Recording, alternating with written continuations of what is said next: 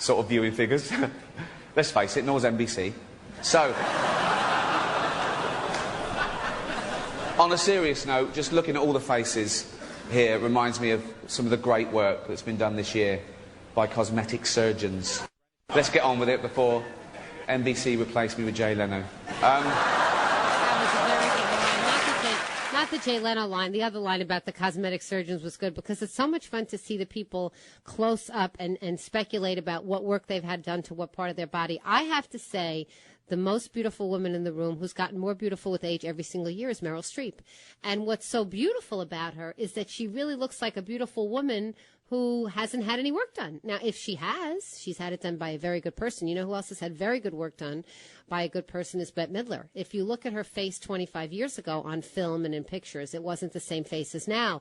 But over time, they did such a subtle job that she actually looks prettier. And she doesn't look crooked or like she's been in a bad car accident and had her face redone because of reconstructive surgery as opposed to cosmetic surgery. And there is a difference. Well, I'm sitting here to chat. We're going to change the subject a little bit. You know it's your job to give a little money to Haiti, right? You know that. I've been reminding you enough. I'll remind you again in the coming days, in the coming weeks. We will not take it off our sight lines for too long at a time. And you know the easiest way to do it is to dial 90999 and plug in Haiti. I've got no stake in the American Red Cross. If you've got an organization you prefer more, AmeriCare, Save the Children, they're all out there. They're all good.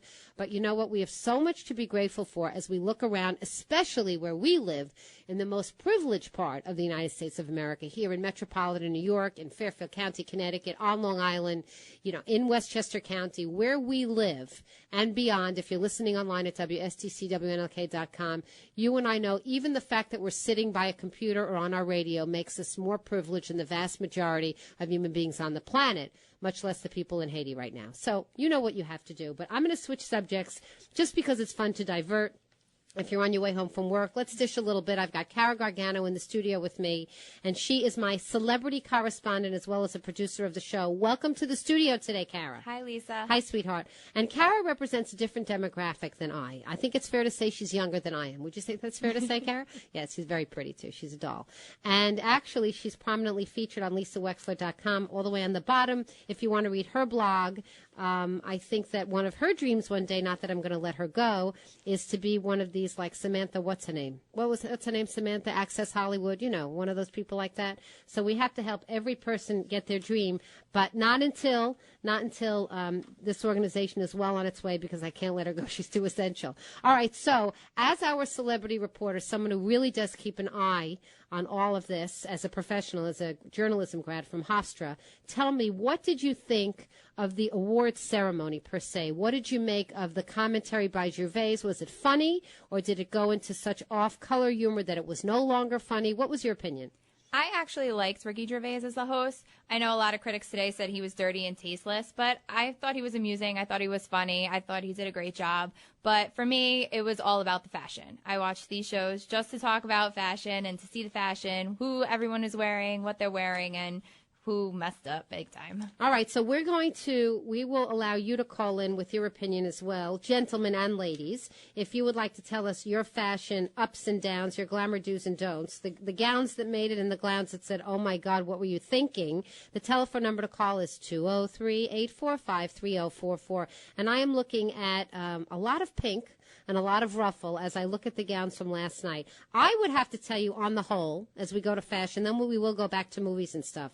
On the whole, I thought there were more hits than misses. I thought there were more pretty dresses than ugly dresses. I would have to agree with you. I think last night, even though in the pouring rain, I thought the majority looked beautiful. Beautiful. Now, what's interesting is everybody apparently dresses for the camera, which is most dresses are in one color.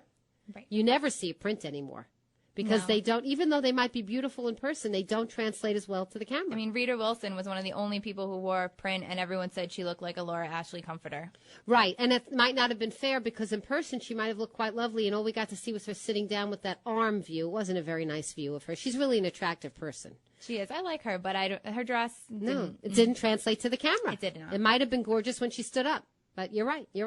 All right, so now let's talk about Sandra Bullock, because if you watch the awards, you watch to see her get up, and she wore this incredibly beautiful purple confection, but I thought it was too see-through. I loved the color, loved that color, but I thought also the sheer leg, I wasn't all about it. And it was really poofy in the back. I didn't think she carried it well. She didn't. And yet it was a gorgeous dress, but it was too see-through. It was the kind of dress that our mothers and grandmothers would have said you need a slip.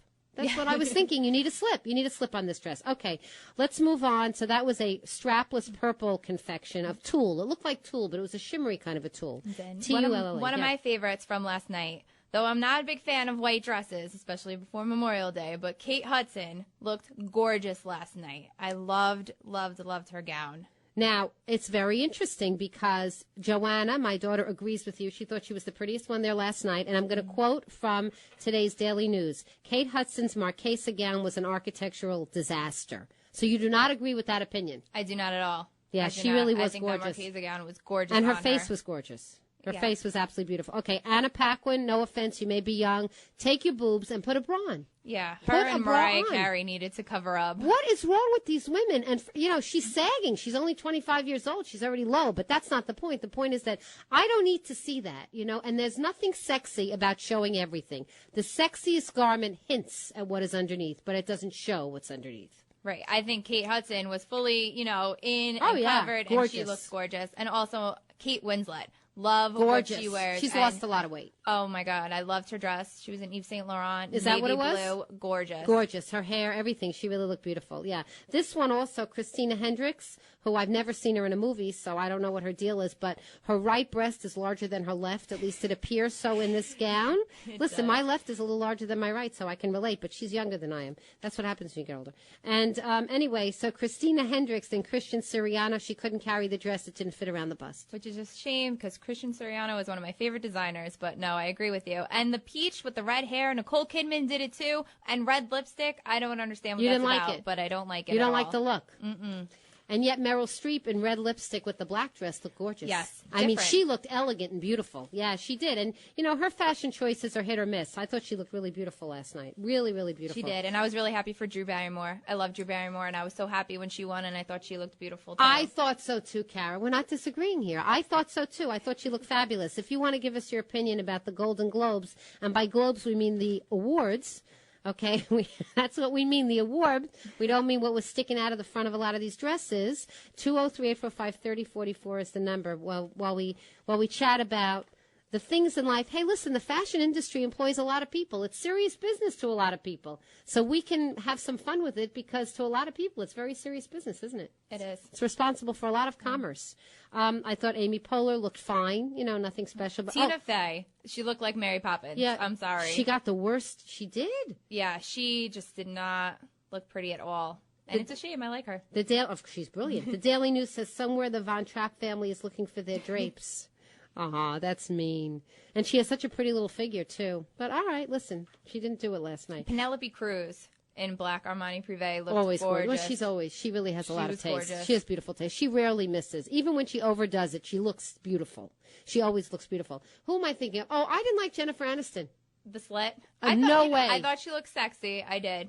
I like her. I do. And I think she pulled it off. Alan, we need a man's opinion. I didn't see it. You didn't see the show? You didn't see anything? The Jets game. Oh, yeah. The one topic that I have studiously avoided during this 2 hours of the Lisa Wexler show, and the reason I've avoided it is I know that Mark Aram coming up at 6 o'clock is going to do justice to it. But I did not watch the Jets game, and if I had watched it, I wouldn't have understood it. So there you go. I would not have understood it. Okay. Well, here's a copy of The Thigh. Alan Lamberti, our wonderful board up this evening. There's a copy of The Thigh, and you're going to say it's a nice thigh, because what else can you say? But if you saw her walking, if you saw Jennifer Aniston walking, you would think to yourself, she's 40, and the seam needs to be lowered a little bit. A little bit, not a lot. You can still look sexy and gorgeous, but what's she trying to prove? Angelina already took away her guy. It's over for her. It's over for her. I mean, let's be honest about it. Okay. Drew Barrymore was golden, looked golden, didn't speak all that eloquently, but, she was nervous and beautiful, and I love her. I adore her. Anything she does is okay with me. And this one, Olivia Wilde from House, who was wearing a black... There were a lot of metallic looks, Kara. Exactly. Tell me about the metallic. Actually, I didn't like Olivia Wilde's dress. There was something about that low cut that still reminded me of the J-Lo. Too many too many replicas of that kind of look, that V neck with the boobs barely hanging on. I'm not a fan of that. You're not a fan of that. You like, you know what you'd be like, the Playtex ad, lift and separate. That